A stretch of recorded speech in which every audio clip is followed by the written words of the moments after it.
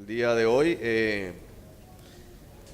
debemos concluir con esta primera parte del proceso que hemos venido haciendo de estudio, libro de los Hechos, capítulo 6. Libro de los Hechos, capítulo 6. Y vamos a volver a leer lo que ha sido nuestro texto guía a lo largo de estos 7 domingos creo que llevamos con ese estudio. Hechos capítulo 6.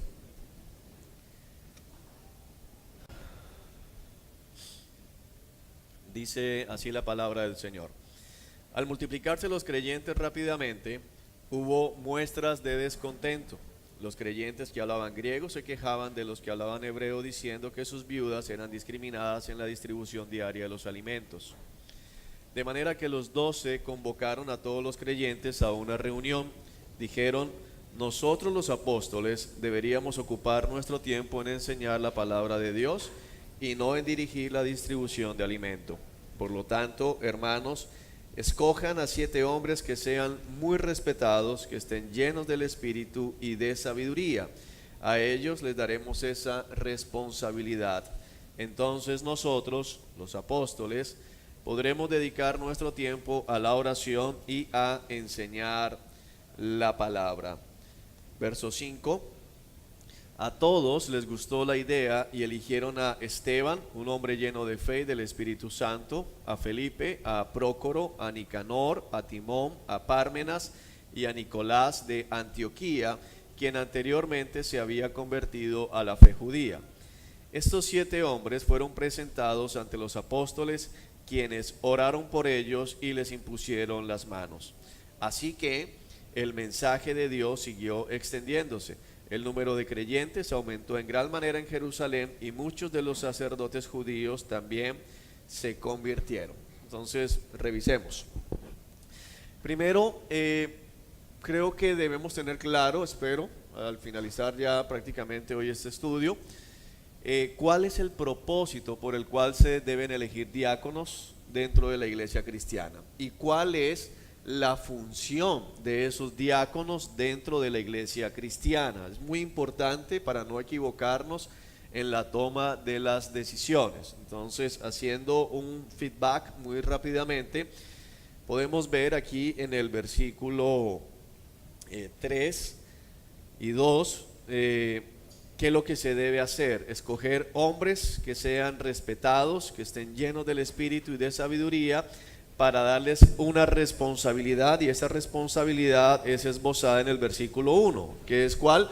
La ayuda práctica en medio de la congregación. Recordemos que una manera de ver a estos diáconos es verlos como ministros de misericordia, los ministros de misericordia de la iglesia cristiana, aquellos hombres llamados por Dios, puestos por Dios para servir a la congregación desde su punto de vista humano, la parte práctica, las necesidades del pueblo de Dios en su parte humana, en su parte de necesidades económicas primariamente, pero en todo lo que tenga que ver con esto.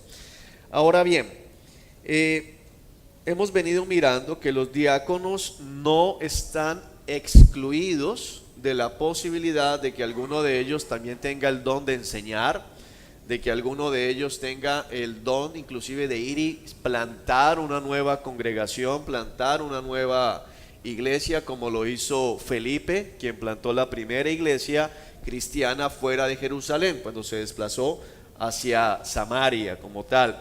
Estos hombres pueden hacer muchas más funciones, pero su labor primaria va a ser el cuidado práctico de los hermanos de la iglesia. Hemos establecido, a modo de recordar, que aunque tenemos aquí 7 hombres, estos 7 hombres del versículo 6 no es un número impositivo. Es decir, que la congregación debe escoger el número de diáconos que necesita de acuerdo a las propias necesidades de la congregación. Es decir, que ¿qué deberíamos tener? Deberíamos tener o tratar de tener por lo menos 2, porque siempre la palabra nos está hablando de plural, diáconos, diáconos, diáconos. Pero que si no tenemos dos para escoger, bueno, con uno podemos funcionar. De hecho, logísticamente, esta congregación en ese momento con un diácono estaría más que cubierta, pero ojalá podamos lograr tener por lo menos ya dos diáconos en ese sentido. Vamos a 1 Timoteo para que repasemos, que ya los estudiamos. Hoy estamos haciendo un repaso porque hoy vamos a hacer votación. Espero que hayan orado. Versículo 8, 1 Timoteo capítulo 3, versículo 8. De la misma manera, es decir, con la misma importancia, los diáconos deben ser, y comienza el apóstol Pablo a listar.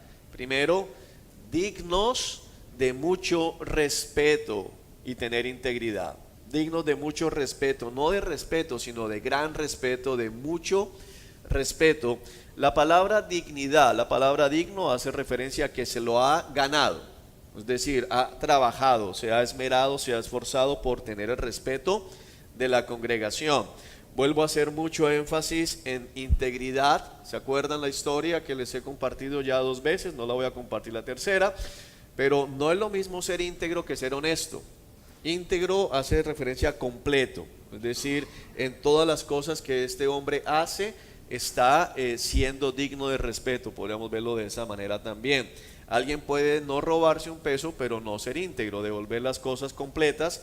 Digamos, en el caso de un diácono que va a manejar dinero, devolver el vuelto completo, pero comprarse un chocorramo. Eso no fue íntegro.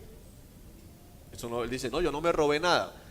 No está siendo íntegro porque no tenía autoridad para comprarse un chocorramo con el dinero de la iglesia.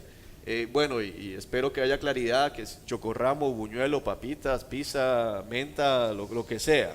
Que alguien dice, bueno, yo compro gansito, entonces eso no es. No deben emborracharse, es decir, no podemos tener diáconos borrachos, no debemos tener cristianos borrachos, mucho menos un diácono, dado a la bebida. Ni ser deshonestos con el dinero, esa es una parte fundamental. Si usted sabe de una persona que siempre tiene fama de que toca estar detrás de él para que pague, para que devuelva completo, no puede estar cerca del dinero, hay que mantenerlo alejado. Una triste realidad en medio de la iglesia cristiana es que hay cristianos que roban, así como hay cristianos que mienten, hay cristianos que roban. Su debilidad está en el manejo del dinero, siempre están por allí tentados. Entonces, si usted tiene ese deseo de servir, pero usted sabe que tiene problemas con eso, así lo propongan, usted debería decir, no, mejor me alejo, me mantengo separado como tal de la tentación.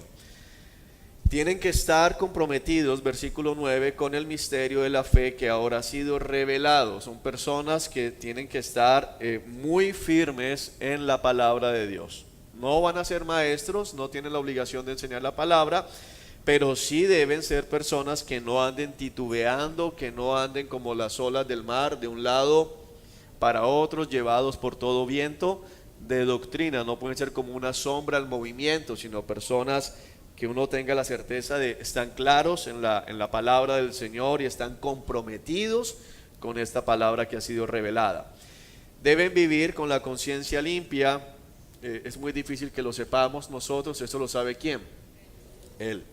Ahora, a veces uno se da cuenta de una dureza, una terquedad, lógicamente no los propondremos, pero esta persona debe tener esta certeza, vive con la conciencia limpia. No significa que nunca peca. ¿Qué significa vivir con la conciencia limpia? Que peca y está yendo delante del Señor a arrepentirse para poder estar bien delante de su presencia. Verso 10, que es lo que vamos a iniciar, que sean evaluados cuidadosamente antes de ser nombrados como diáconos. Si pasan el examen, entonces que sirvan como diáconos, que sean probados, dice otra versión, pruébenlos como diáconos, con mucho cuidado. Es decir, que eso nos establece que debe haber un proceso. La primera parte lo hemos hecho con 8 domingos, evaluando los requisitos, evaluando lo que hace un diácono, mirando las cualidades que debe tener un diácono. Pero luego de eso tenemos que a esas personas que decidamos postular,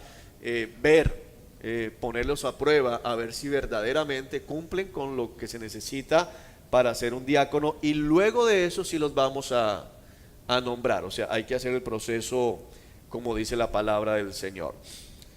Nos habla aquí el versículo 11 de las esposas de estos hombres.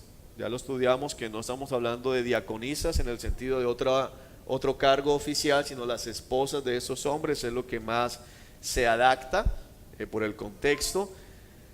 De la misma manera, las esposas de los diáconos o las mujeres de los diáconos o sus esposas deben ser dignas de respeto y no calumniar a nadie, y lógicamente eso implica el no sean chismosas. No deben ser calumniadoras, no deben ser mujeres chismosas. Y esto es claro entender que la palabra declara en otros pasajes que la mujer es más dada al chisme que el hombre, aunque hay hombre chismoso, hay hombres bien chismosos, pero la mujer tiene la tendencia a eso, es algo que está en su naturaleza pecaminosa más marcado que en el hombre, es algo que la Biblia declara en otro lado, y por eso dice Timoteo, el Señor le exhorta a través de Pablo: no andes metido en cuentos de viejas. No podemos andar metido en ese sentido, haciendo referencia a esos chismes que muchas mujeres andan inventando.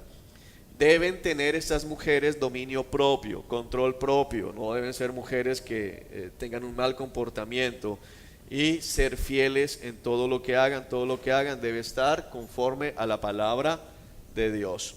Un diácono, verso 12, debe serle fiel a su esposa. Si este hombre no es marido de una sola mujer, si este hombre tiene fama de que es mujeriego, y como lo veíamos, creo que sí lo vimos en el estudio de los ancianos, un hombre puede tener una sola esposa, no haber consumado un adulterio, pero la iglesia dice, pero tiene una sola esposa, pero ojos para todas.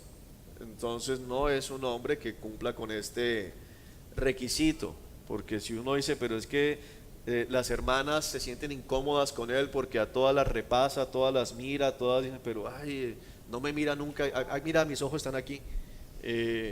Bueno, no es un hombre que cumpla con este requisito.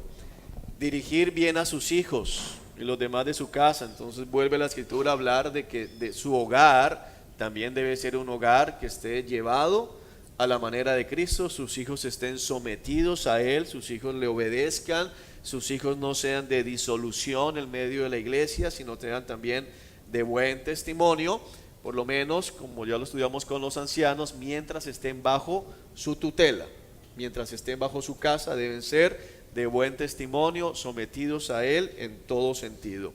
Y los demás de su casa, lógicamente, incluye a su esposa. Su esposa debe estar sometida a su autoridad, a su gobierno, y la gente que está en su casa, sean familiares, sean terceros, que allí se abrió el debate de los suegros, que llegaremos en el momento a estudiar acerca de la importancia de prepararnos para el momento en que debamos recibir a los suegros en la casa, o a los padres, acogerlos en algún momento. Estudiaremos a fondo eso, pero aquí nos muestra esa parte. Los que hagan bien su trabajo como diáconos serán recompensados con el respeto de los demás y aumentarán su confianza en la fe en Cristo Jesús. Vimos dos maneras en esto. Lógicamente, los diáconos que cuiden verdaderamente de los hermanos necesitados de la iglesia van a ser respetados por la iglesia y van a aumentar su confianza en la fe en Cristo Jesús, porque de primera mano van a ser testigos de la manera como Dios suple, cumple, cubre las necesidades de su pueblo. Entonces van a estar viendo con mucha frecuencia oraciones contestadas. Se van a acercar a gente que dice: hermano, yo estaba orando hace rato porque el Señor me ayudara con esto y ahora usted llegó con esta ayuda. Entonces van a estar viendo constantemente el amor de Cristo por su iglesia, así que van a aumentar su fe. Pero también recordamos que esto no significa que no tengamos la posibilidad de tener algún diácono que sirva a tiempo completo con la iglesia, y entonces no podemos pagarle, porque la escritura no dice acá que sea remunerado como los ancianos. Entonces no hay obligatoriedad, pero tampoco hay una prohibición. En el caso de los ancianos hay un mandato para la iglesia, y es sostener económicamente a los ancianos que se dedican a la enseñanza de la palabra, a la predicación de la palabra. Entonces, bueno, eso En ese punto revisamos, creo que fue Filipenses, no me falla la memoria. Estoy pasando como que por todo esto.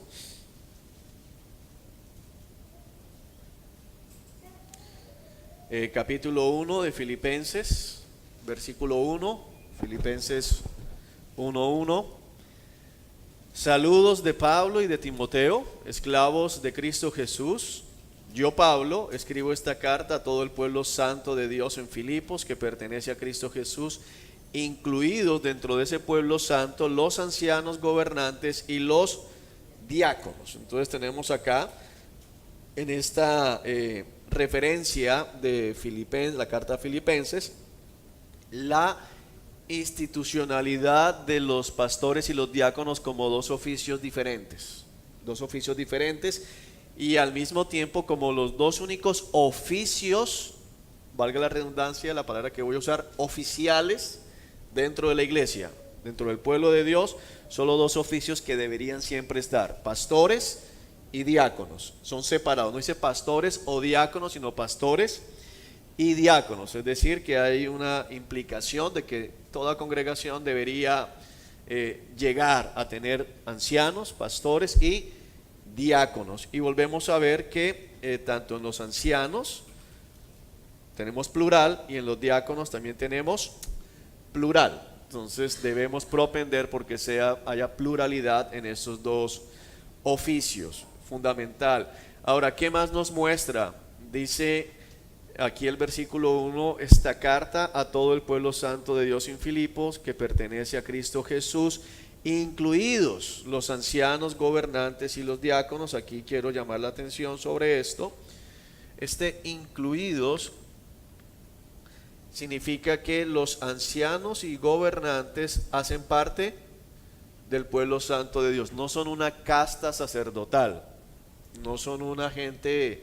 Por ejemplo, la Iglesia Católica Romana tiene la idea de el clero y el laicado, los feligreses, y están en un nivel de separación, por acá el clero y por allá los fieles. La Iglesia del Señor no está conformada de esa manera. Los ancianos y los diáconos están incluidos dentro del pueblo, es decir, hay un solo pueblo y dentro de ese pueblo hay estos roles, que es la manera en que podemos verlo, roles. Por eso es importante la manera en que Pablo y Timoteo se presentan. Como dicen: saludos de Pablo y Timoteo, los esclavos. No dicen los grandes dones a la iglesia, ni los grandes líderes de la iglesia o cabeza de la iglesia gentil Pablo, sino dice Pablo y Timoteo, esclavos de Cristo Jesús. Y lógicamente, si Pablo y Timoteo se ven a sí mismos como esclavos de Cristo Jesús, cuánto más el resto de ancianos y diáconos. Todo pastor, todo diácono debe verse a sí mismo como esclavo de Cristo Jesús. Si no se ven así, vamos a tener problemas, y es donde surgen todos estos errores de tener pastores que consideran que la iglesia les pertenece a ellos y se creen como unos pequeños señores feudales en medio del pueblo de Dios. Volvemos a Hechos 6.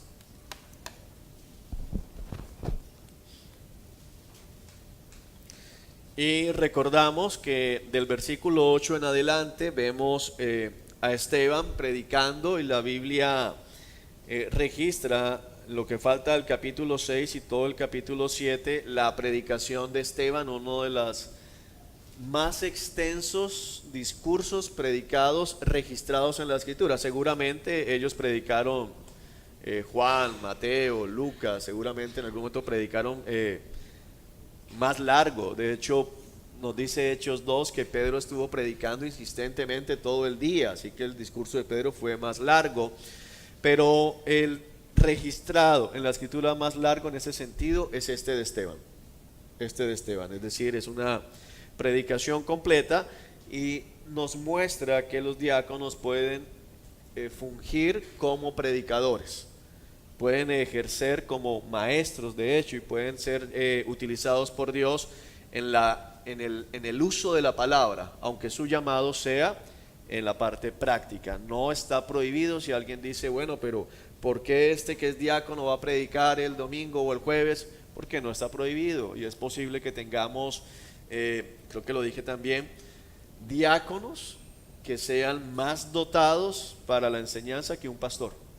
Un pastor tiene que saber enseñar, pero podemos tener diáconos más dotados. Es posible que lo tengamos, entonces hay que recordar eso. El capítulo 8 de Hechos también nos va a mostrar, se desata la persecución. Después de la muerte de Esteban, Saulo se convierte en el mayor perseguidor de la iglesia cristiana, quien sería después el apóstol Pablo. Y a partir del versículo 4 se nos describe el ministerio de de Felipe, quien en medio de la persecución se va hacia la región de Samaria, hacia la ciudad de Samaria, y comienza a predicar. Hay conversiones, dice que hacía milagros. Felipe, también se nos dijo de que Esteban hacía milagros, es decir, tenían muchas características como las tenían los apóstoles. Entonces es importante ver esto, que a veces vamos a ver en los diáconos características pastorales. Entonces, pero entonces, ¿por qué no es pastor? Viene una de dos: porque tal vez el Señor no lo llamó al pastorado, aunque tiene dones pastorales, o porque el mismo hermano no desea el pastorado. Y es válido que alguien diga, no, mira, yo quiero ayudar desde aquí, no tengo no siento que deba de dedicarme a eso, aunque tenga estas características. Entonces vemos a Felipe fundando una iglesia, pero también lo vamos a ver en el versículo 14 del capítulo 8, cuando los apóstoles de Jerusalén oyeron que la gente de Samaria había aceptado el mensaje de Dios que fue predicado por Felipe, enviaron a Pedro y a Juan allá. En cuanto a ellos llegaron, oraron por los nuevos creyentes para que recibieran el Espíritu Santo. El Espíritu Santo todavía no había venido sobre ninguno de ellos, porque solo habían sido bautizados en el nombre del Señor Jesús. Entonces Pedro y Juan impusieron sus manos sobre los creyentes y recibieron el Espíritu Santo. Mucho se ha debatido, algunos han terminado haciendo doctrinas extrañas, no entendiendo que hay una transición aquí en este relato, pero sí es importante notar cómo el Señor muestra todavía la diferencia de oficios. Es decir, aunque Felipe es usado, Felipe hace milagros, Felipe predica, funda la iglesia, el Espíritu Santo se reserva para los apóstoles como la fundamentación final de la iglesia. Entonces vuelve a mostrar esta diferencia de oficios, es decir, los apóstoles son los apóstoles y los diáconos son los diáconos. Eso no es para por debajear a Felipe, eso es mostrando al Espíritu Santo que hay dos roles diferentes, y tenemos en la iglesia que recordar también esa parte. Acá.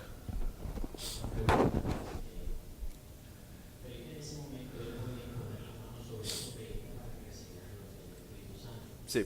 Pero lo hicieron fue Juan. Sí. El diácono en este tiempo puede poner manos y el Espíritu Santo puede caer sobre la persona, o solamente es designado para.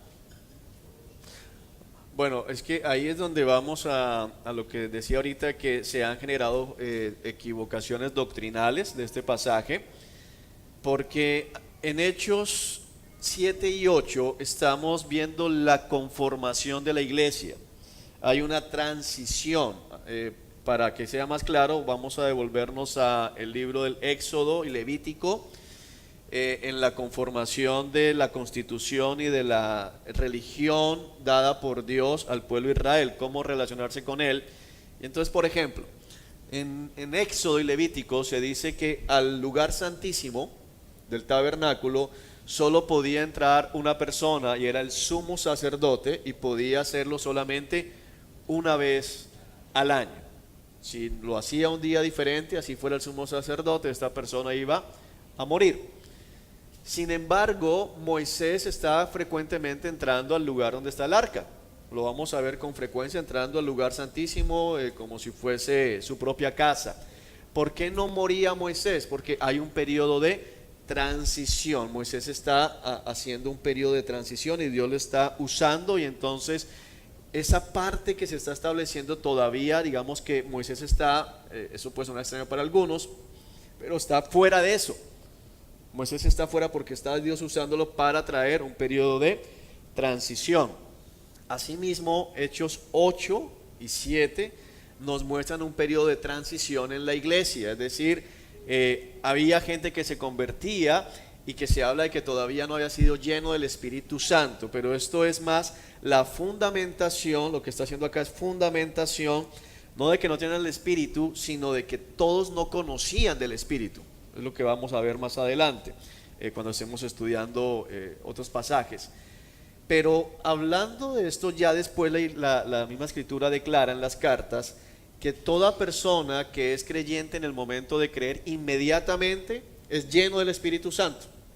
Es lo que sucede, es lleno del Espíritu Santo. Entonces, porque hoy todavía hay gente que piensa, bueno, él ya es creyente, él ya es salvo, pero no ha recibido el Espíritu Santo, hay que orar para que reciba el Espíritu Santo, y lo llevan a este pasaje. No es cierto. Aquí hay una transición. Aquí estamos en transición. La iglesia está siendo formada. La iglesia necesita reforzar la doctrina de la Trinidad, la doctrina de la obra del Espíritu Santo, entender que Cristo se va para enviar el Espíritu Santo. Lo vamos a ver más adelante cuando Pablo llega a Corinto, y entonces tenemos a un gran predicador, Apolos. Y Apolos dice que cuando llega a predicar, lo escuchan Aquila y Priscila, una pareja de esposos, lo escuchan predicar bien acerca del Mesías, acerca de Cristo como Mesías, pero lo sacan aparte y le dicen, ven, te falta lo del Espíritu Santo. Y él dice, ¿cuál Espíritu Santo? Nunca le habían predicado acerca del Espíritu Santo y le instruyen. También vemos en otro pasaje que llegan los clientes y preguntan, ¿ya recibieron el Espíritu Santo? Y dicen, no sabemos, ni siquiera sabíamos que existe un Espíritu Santo. Entonces hay un periodo de transición. Lo que está mostrando el relato de Hechos es el relato de cómo la iglesia se fue fundamentando, pero la doctrina está en las cartas. Entonces hay que entender que Hechos es un libro histórico, nos está relatando cómo la iglesia se conformó, pero la doctrina está en las cartas, y en las cartas se nos deja ver con claridad que todo el que cree, cree por la obra del Espíritu Santo, y que todo creyente inmediatamente se convierte en templo del Espíritu Santo de Dios. No dice, no se da cuenta que cuando les impusieron las manos se convirtieron en templo del Espíritu Santo. No dice eso, dice, no se dan cuenta que todos somos el templo del Espíritu Santo. Entonces hay que diferenciar. Entonces, bajo esa perspectiva, aquí lo que estamos viendo simplemente es diferenciación de roles. De roles. El Espíritu está marcando la diferencia de roles. Hay unos apóstoles, hay unos diáconos, pero hoy cuando la gente dice vamos a orar para que recibas el Espíritu Santo, le estamos diciendo a alguien vamos a orar para que seas salvo, porque quien es salvo tiene el Espíritu Santo. Es importante eso, es que yo necesito que oren por mí para recibir el Espíritu Santo.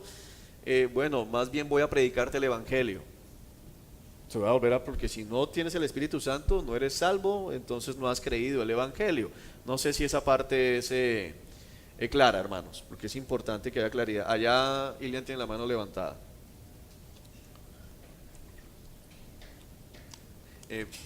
Alícenme por favor las bolsas de ofrendas. O sea, es que cuando yo leía esta parte de la palabra también tendía de pronto no a confundirme, sino que según lo que tú explicas, Juan, es que en esta época hacían eso porque no todos conocían acerca de la Trinidad.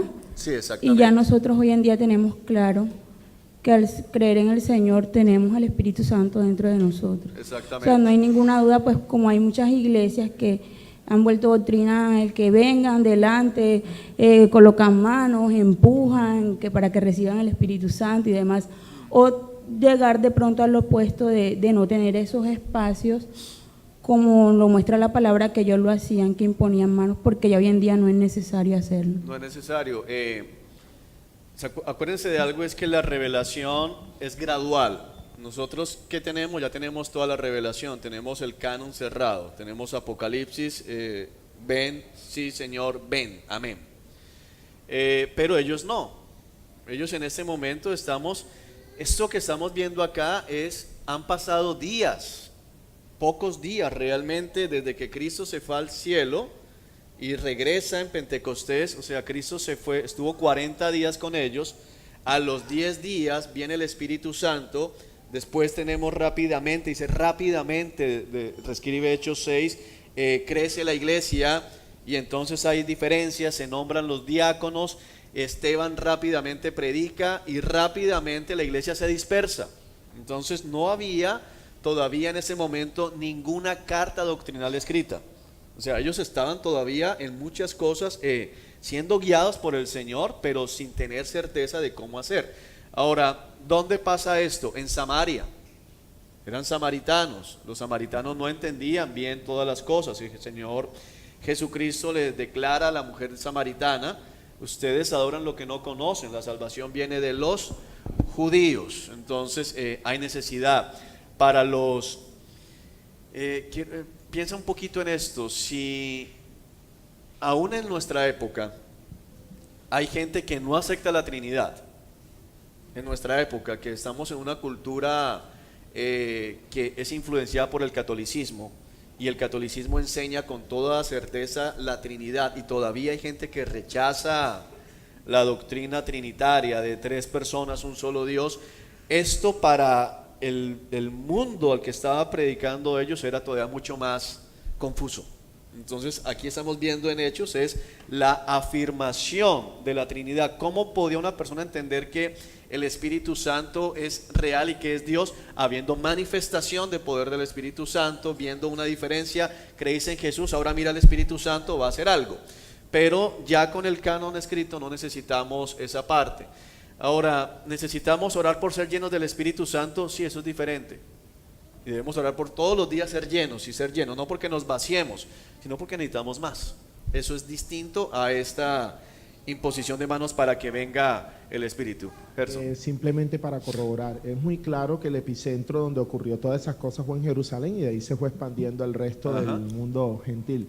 La pregunta es, en ese tiempo, o sea, nos estás enseñando la parte de, fue una confirmación del mismo Señor a través del ministerio apostólico, la llenura del Espíritu Santo como tal, pero no había la posibilidad de que un gentil en otra parte en Samaria, antes de ser visitado por los mismos apóstoles, recibiera el Espíritu Santo, por ejemplo, orando, si no era por medio de la intervención apostólica.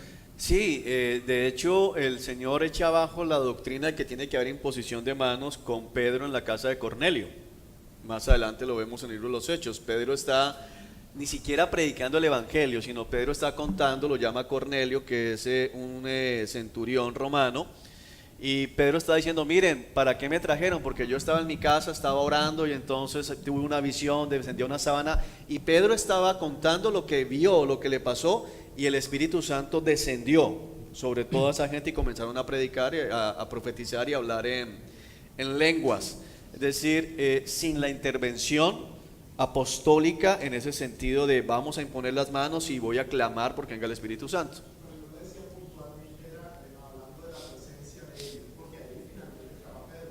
Sí, tenía que ver porque, por ejemplo, la iglesia de Antioquía fue fundada, se cree, y fue la iglesia más fuerte después de esto, sin la intervención de ningún líder. Se cree que la iglesia de Antioquía fue fundada por gente que huyó en esta persecución, se fueron primero hacia Etiopía y luego llegaron a Antioquía y fundan la iglesia. Entonces nos va mostrando que lógicamente la obra del Espíritu Santo, y podía haber certeza de salvación sin la intervención de ellos. Tenemos a el etíope después, que ya está inquieto, está leyendo la palabra, y es Felipe el que le muestra, y bueno, el Espíritu Santo le convence y él no pide: bautízame. Entonces lo vamos a ver con frecuencia acá. Hermano. Pastor, si bien es cierto que a nivel de las iglesias evangélicas se clasifican prácticamente en 2, por decirlo así, en forma general, las pentecostales y las no pentecostales. En las iglesias que son pentecostales, ellos afirman de que el bautismo del Espíritu Santo se debe realizar en un creyente una vez convertido, porque ellos dicen que afirman de que el poder del Espíritu Santo le da poder, como bien lo dice Hechos 2 de los apóstoles, y recibiréis poder cuando llega reciben poder como si recargaran la batería para no pecar, es decir, para evitar caer en la tentación del pecado. Sí. Y las que no afirman eso, dicen, no, yo he visto que la mayor parte de las iglesias pentecostales es donde mayor pecado hay. Incluso dicen que los que dicen que son pentecostales, que creen en el bautismo del Espíritu Santo, dicen que es donde el fenómeno de mayor crecimiento donde se da en la iglesia son las iglesias pentecostales por el bautismo del Espíritu Santo. En cambio, las que no hablan en lengua, como la iglesia bautista, dice que no crecen como las iglesias pentecostales. Sí, las dos posiciones son equivocadas. Esas dos posiciones son las posiciones radicales de ambos lados. Es decir, decir que donde se pide el Espíritu Santo va a haber pecado es una locura. Y decir que necesitamos lenguas para ser cristianos tampoco es correcto. Entonces, lo que necesitamos es el poder del Espíritu Santo, pero no siempre se manifiestan lenguas. Es que el punto es ese, es decir, el poder del Espíritu Santo se manifiesta es en santidad, y la mayor obra evidenciada en el libro de los Hechos y en el Nuevo Testamento de una persona que era llena del Espíritu Santo era predicar la palabra, es decir, aumentaba el deseo por la palabra, aumentaba el entendimiento de la palabra y aumentaba la predicación de la palabra, más que el hecho de hablar en lenguas. De hecho, la iglesia más carnal que nos deja ver el libro de los Nuevo Testamento es la de Corintios, y es la iglesia que más dones tiene el Espíritu Santo. Entonces, no podemos decir que es el Espíritu Santo el que provoca el caos, porque eso sería una blasfemia. Lo que significa es que cuando queremos emociones que no están sujetas a la palabra, vamos a tener desorden, pero al mismo tiempo se va al extremo de otros hermanos, que lo compartí hoy con los ministros, justo esa frase, y va a ser parte de la predicación de hoy, si el Señor lo permite.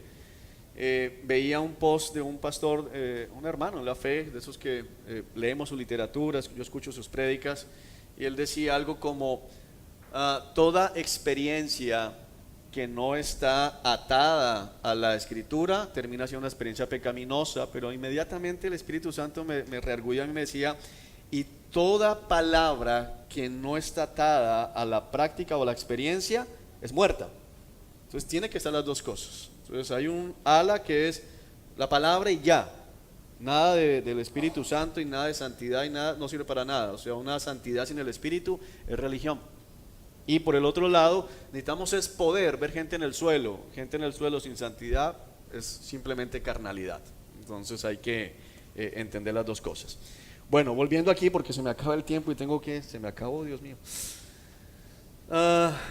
Bueno, entonces, habiendo repasado, nos fuimos a explicar fue otra cosa, pero habiendo repasado esto, volvamos a Hechos 6. Y vamos a ver lo que queremos hacer el día de hoy y lo que vamos a esperar. Entonces dice, a todos les gustó la idea, versículo 3. Por lo tanto, hermanos, escojan, es decir, en esta manera que no es dogmática, no es obligatoriedad, pero es una buena forma de hacerlo. Los apóstoles le proponen a la iglesia, que sea la misma iglesia la que proponga los nombres de algunos hermanos que ellos consideren que puedan ejercer el diaconado, de acuerdo a lo que se ha explicado. Y luego de que estos hermanos los escogen y proponen a esos 7 hombres que ya nombramos, dice que fueron presentados a los apóstoles, quienes oraron por ellos y les impusieron las manos. Y el resultado es que el mensaje de Dios sigue extendiéndose. Entonces, vamos a hacer lo siguiente, que lo anunciamos el primer día. Les van a pasar los sugieres, unos papelitos. Si usted ha orado y usted ha visto cuando ha escuchado el estudio, yo creo que estos hermanos o este hermano cumple esto, usted lo va a proponer. No es que el que tenga más votos quede elegido. ¿Qué es lo que va a suceder? Estos hermanos son los primeros que vamos a evaluar. Una vez que tengamos los nombres, los pastores vamos a comenzar a evaluar si estos hermanos sí pueden aspirar a una preparación. No significa que el que esté escrito allí ya va a ser nombrado diácono. ¿Sí es claro esto? No es que me faltó un voto, no le faltó un voto. Aquí no se trata de votos, aquí estamos es proponiendo simplemente. Por eso usted puede poner, si quiere, varios nombres. Ahora, si quiere depositar en blanco, diga, yo no veo a nadie, es válido también. Es mejor decir, no veo a nadie, que poner por poner. Es mejor decir, yo no, la verdad que no veo a nadie en ese momento para eso, así que lo deja en blanco. Juan, la hermana dice que si puede proponer 2 personas. Sí, claro, a eso me refiero. Sí, 2, 3, si usted quiere proponer 4, proponga 4. Vuelvo a aclarar, el ejercicio es la gente que usted proponga, no significa, voy a volver a aclarar, no significa que los que sean propuestos van a ser ni siquiera preparados, porque es posible que usted proponga a alguien y desde nuestra posición pastoral digamos, no, a este hermano no lo vamos a preparar, no tiene las condiciones ni siquiera para empezar una preparación. Pero si no vemos objeción nosotros, lo que vamos a hacer es iniciar una preparación con ellos y luego de que la revisemos con la iglesia, entonces procederemos en algún tiempo a hacer nombramientos. Entonces aquí simplemente estamos diciendo que surja desde el seno de la iglesia estos hermanos que pueden ser sujetos a evaluación. ¿La votación es solo de miembros o asistentes? Yo creo que un asistente puede decir yo veo esto porque no es Todos, autoritativa, todos. o sea, no es por votos, todos pueden hacerlo. Entonces escriba y ya van a pasar los sugieres con la bolsa, no para que eche ofrenda ni dinero, sino para que deposite allí el papelito con los nombres o el nombre o en blanco si usted considera que no. No, se ha dicho con claridad que se hacen en el estudio.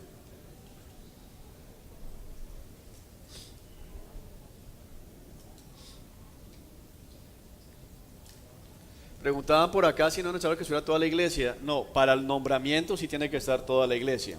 Ahí ya es diferente. Eso ya se hará en reunión de miembros.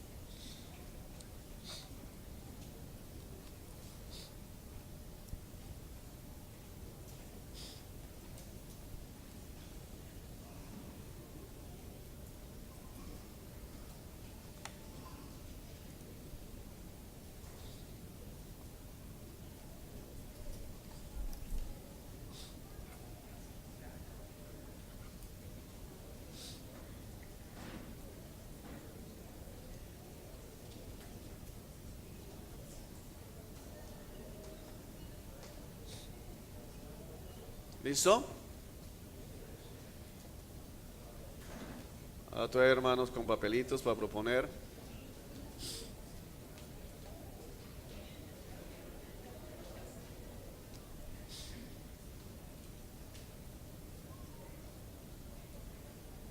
¿Ya? ¿Todo se recogió? Los lapiceros los pueden devolver, hermanos, para que sea... para que no se pierdan los lapiceros, ok. Bueno, vamos entonces a pasar a nuestro tiempo ya de compartir. Antes de que se ponga de pie, unas cosas acá, hermanos, lo revisaremos y les damos respuesta. Vamos a ver si hoy mismo lo podemos hacer antes de finalizar el culto. El tiempo de coinonía es un tiempo para compartir.